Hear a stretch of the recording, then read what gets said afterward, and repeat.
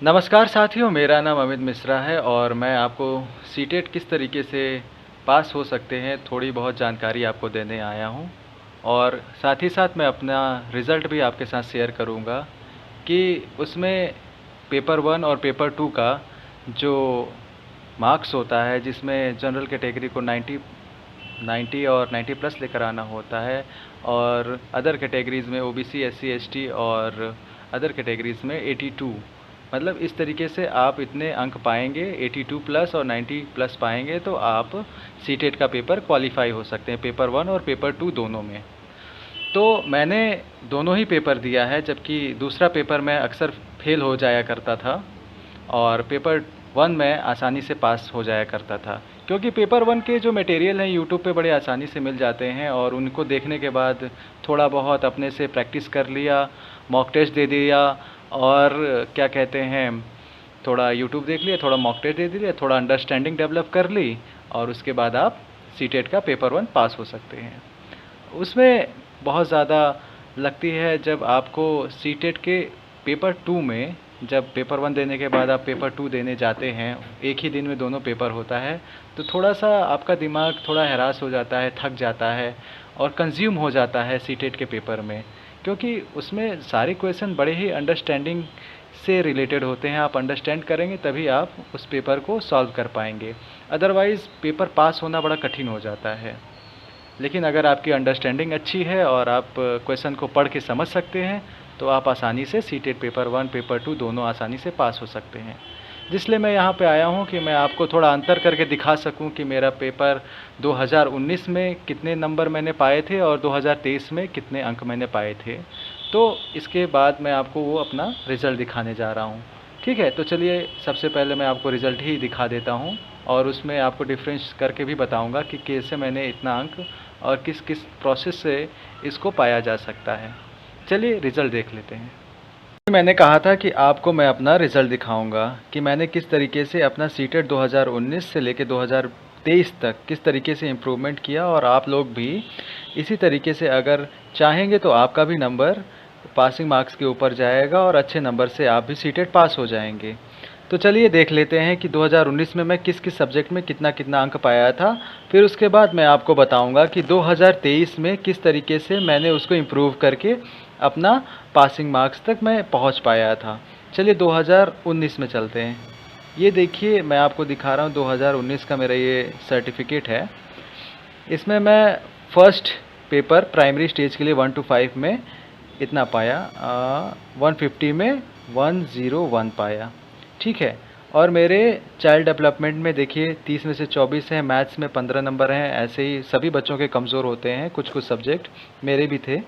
Environment में EVS में 30 में से 20 पाया, और यहाँ पे देखिए आपको दिख रहा होगा कि हिंदी में मैंने 30 में से 26 लेकर आया हूँ और इंग्लिश में 16 नंबर पाया है। एक एवरेज मार्क, सब में मैं एवरेज लेकर आया हूँ और मैं क्वालिफाइड हो गया फर्स्ट पेपर, फर्स्ट ही अटैम्प्ट में मैं सीटेट का प्राइमरी लेवल का एग्ज़ाम मैंने पास कर लिया। उसी के बाद होता है सेकंड पेपर सीटेट का, जो कि क्या होता है, सेकंड पेपर कहा जाता है। मैथ्स वालों के लिए मैथ्स होता है और एसएसटी और एसएसटी वाले मतलब सोशल साइंस वालों के लिए सोशल साइंस होता है। तो मैंने सोशल साइंस से भरा था अपना सीटेट का सेकंड पेपर, आप देख पा रहे होंगे। चाइल्ड डेवलपमेंट में मेरे 23 अंक मिले हैं मुझे, और ये क्या कहते हैं, सोशल साइंस में 32 अंक मैंने पाया है। यही देखिएगा मेरा जब मैंने 2023 में दिया था इतना ही नंबर है, कुछ ज़्यादा फ़र्क नहीं है मेरा। हिंदी लैंग्वेज में मेरे 16 अंक हैं, इंग्लिश में मेरे 12 नंबर हैं। बहुत सारे पेपर में मतलब इंग्लिश लैंग्वेज मेरे को मिला ही नहीं टाइम पढ़ने के लिए कि मैं पूरा पेपर अटैम्प्ट कर पाऊँ। उस समय भी पेन पेपर पे ही होता था। ठीक है, तो अब ये देखिए आपको टोटल मैं दिखा दूँ, 150 में से 83 नंबर पाए हैं मैंने, फर्स्ट अटैम्प्ट की बात कर रहा हूँ। ठीक है, और मैं क्वालिफाई नहीं हो पाया, जनरल कैटेगरी में नॉट क्वालिफाइड हो जाता है। अगर ओबीसी, एससी, एसटी और इस तरीके का होता तो उसमें 83 नंबर पे क्वालिफाई हो जाता है और जनरल के लिए 90 प्लस चाहिए होता है, 90 पे भी होता है। तो अब देख लेते हैं कि 2023 में किस तरीके से मैं ये 83 अंक को मैं कन्वर्ट कर पाया क्वालिफाइड में। यहाँ तो नॉट क्वालिफाइड हो गया। ठीक है, लेकिन अब मैं 2023 का दिखाता हूँ आपको। फर्स्ट पेपर में तो एज़ यूजुअल मैं पास हो ही जाता हूँ। सेकंड पेपर की बात कर लेते हैं। यहाँ देखिए मेरा first paper primary stage 1 to 5 का जो था, यहाँ पे मैं कितने कितने नंबर पाए हूँ आप देख सकते हैं कि 30 में से 27 सीडीपी में मिले हैं। मैथमेटिक्स में मेरे को इसमें थोड़ा सा इम्प्रूवमेंट हो गया समय के साथ, तो 30 में से 21 आ गया। और ईवीएस में मेरे 30 में से 23 हैं। और लैंग्वेज वन और लैंग्वेज 2 का ही सारा खेल है यहाँ पे। मैं आपको बताना चाहूँगा कि मैंने लैंग्वेज 1 में इंग्लिश रखा था अपना, क्योंकि मुझे पता था कि इंग्लिश रखूँगा तो भी कोई उतना फ़र्क नहीं पड़ पा रहा है। लेकिन लैंग्वेज 2 में अगर मैंने हिंदी कर दिया तो हिंदी में मैं जानता था कि मेरे अच्छे स्कोर आ सकते हैं, और वैसा ही हुआ। अब देखिए, हिंदी लैंग्वेज 2 में मेरे करने से क्या हुआ कि जहाँ मैं 16 नंबर पाता था हिंदी में, वहाँ मैं 24 नंबर पाया हूँ। अब देखिए, पेपर 2 की बात कर लेते हैं जो 6 to 8 के लिए है। पेपर 1 में तो मेरे 108 आ गए हैं वैसे ही, और हर बार आ जाते हैं, हर बार पेपर 1 पास हो जाता हूँ। अब ये देखिए, सेकंड पेपर की बात कर लेते हैं। सेकंड पेपर में क्या है, यहाँ पे सेकंड पेपर में आपको देखने के लिए मिलेगा कि सीडीपी में मेरे 30 में से 21 आए हैं। साइंस में मेरे सोशल साइंस में मेरे 33 आए हैं 60 में से। देखिए, बहुत ही पेपर थोड़ा सा मेरे लिए वो हो जाता है। सेकंड पेपर में लैंग्वेज 1 में मैंने इंग्लिश रखा था। क्या रखा था लैंग्वेज 1 में? इंग्लिश रखा था। और लैंग्वेज 2 में मैंने हिंदी रखा था। ठीक है, अब ये इसका फ़र्क मेरे को मिला है कि मैं 90 लेकर आया और एक नंबर से मैं पास हो गया। अगर आपके भी नंबर 88 या फिर 80 आ रहे हैं, 85 आ रहे हैं, आप पास नहीं हो पा रहे हैं, तो आप ऐसा कर सकते हैं कि आप अपना लैंग्वेज 1 इंग्लिश रख सकते हैं, लैंग्वेज 1 इंग्लिश रख सकते हैं, लैंग्वेज 1, और लैंग्वेज 2 आप अपना क्या रख सकते हैं? हिंदी रख सकते हैं, लैंग्वेज 2।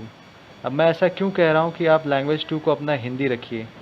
क्योंकि आपकी संभावनाएं ज़्यादा हैं कि आप इसमें ज़्यादा स्कोर करेंगे, अच्छे मार्क्स लेकर आएंगे। 24 नंबर भी ला सकते हैं आप इसमें हिंदी में, और 22 नंबर तो मेरे आए ही हैं। मैं देखिए यहाँ पे आपको दिखा दूँ कि मेरे 150 में से 90 अंक आए हैं और मैं क्वालिफाई हो गया हूँ। बस मैं आपको यही दिखाना चाहता था कि ये देखिए, इस तरीके से आप अगर अपनी स्ट्रैटेजी बनाएंगे तो आप भी सीटेट बड़ी आसानी से क्लियर कर सकते हैं।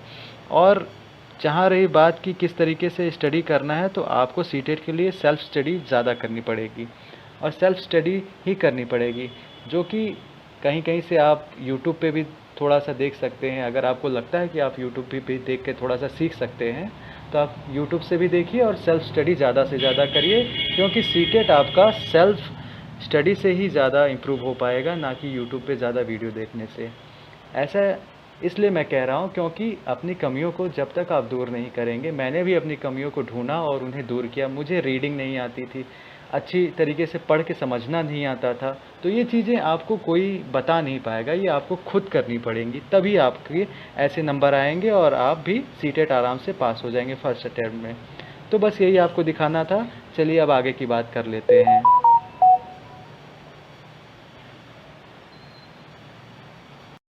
साथियों, जैसा कि मैंने अंतर करके आपको बताया कि सीटेट के 2019 और 2023 में कितना मतलब बहुत ज़्यादा अंतर तो नहीं था, लेकिन फिर भी मैंने आपको एक आइडिया देने की कोशिश करी कि किस तरीके से आप इन स्ट्रैटेजीज़ को अपना सकते हैं। जैसे कि आप सेल्फ़ स्टडी करिए, मॉक टेस्ट दीजिए और इम्प्रूव करिए अपनी छोटी छोटी गलतियों को, और बड़ी आसानी से आप इस पेपर को पास कर सकते हैं। जैसा कि बहुत से बच्चे हैं, उनको सीटेट के पेपर में बड़ी कठिनाई होती है, पढ़ के समझने में 2-2 ऑप्शंस होते हैं, एलिमिनेट करने में। ये कमी आपको दूर करनी पड़ेगी, आपको ज़्यादा से ज़्यादा क्वेश्चंस प्रैक्टिस करने पड़ेंगे, अंडरस्टैंडिंग डेवलप करनी पड़ेगी, क्योंकि सीटेट का पेपर पूरा का पूरा अंडरस्टैंडिंग पे ही होता है। आपका उसमें फैक्ट वाले क्वेश्चंस बहुत कम होते हैं। आप सभी ने पेपर दिया होगा और आप सभी को पता होगा। तो अगर आपको मेरी जानकारी अच्छी लगी हो तो आप इसको अपना सकते हैं, और आप सेल्फ़ स्टडी करते रहिए, और इसी तरीके से छोटी छोटी कमियों को आप अपने दूर करेंगे और आसानी से आप पेपर को पास कर सकते हैं। ठीक है, धन्यवाद।